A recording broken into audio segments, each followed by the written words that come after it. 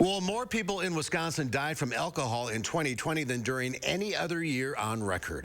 That is according to a new report from the nonpartisan Wisconsin Policy Forum. It found deaths directly related to alcohol rose nearly 25% amid the COVID pandemic. Maureen Busalacchi is the director of the Wisconsin Alcohol Policy Project. Welcome to Live at 4. Thanks for being with us today. Hi, Maureen. Good to see you.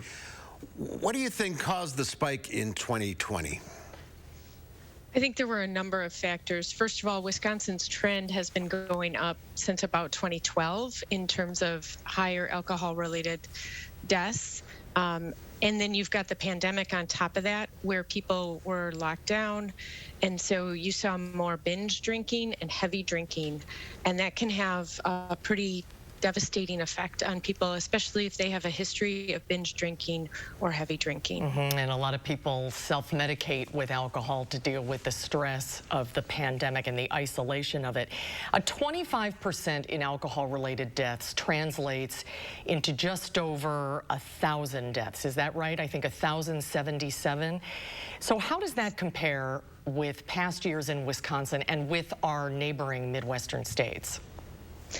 That's a great question. I mean, it's a big spike, and Wisconsin has trended higher in these deaths. Now, just to be clear, these are alcohol-induced deaths. This report does not cover motor vehicle crashes, cancer, homicide, with alcohol involved, and those kinds of deaths. So this is more on the disease side of deaths.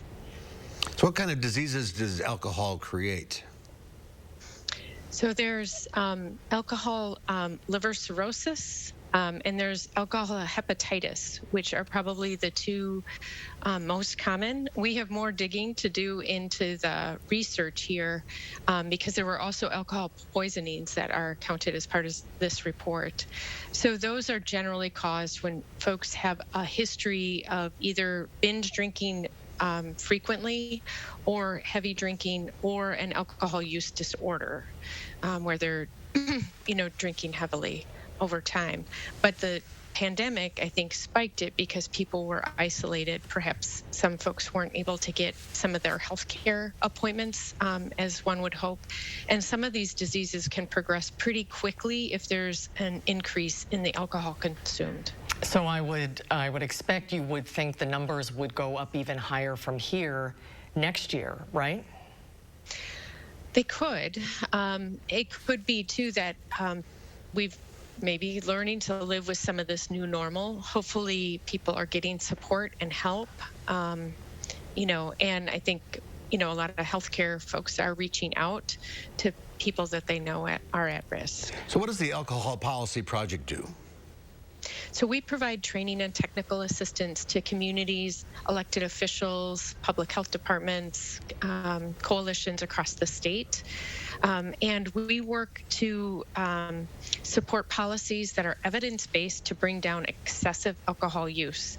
And excessive alcohol use is binge drinking, which is 5 or more in a single setting, heavy drinking, which is essentially more than 1 drink a day, drinking while pregnant, and underage drinking. Oh, it's very important work, and we have a lot of work to be done. A survey that was done in October of the 50 drunkest counties in the United States, 41 of them were in Wisconsin.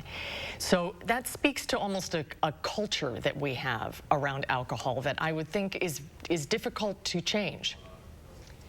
It is, but we didn't get here overnight. So slowly the state legislature and local governments have opened up accessibility and availability of alcohol. And so it's a matter of sort of, let's pull this back and make it more reasonable so that we're not putting our communities at risk. Maureen, a lot of work to be done in 2022, that's Very for sure. important work, Yes. yeah. Thanks for being with us today. Great to talk to you today, Maureen. Thanks so much for your time.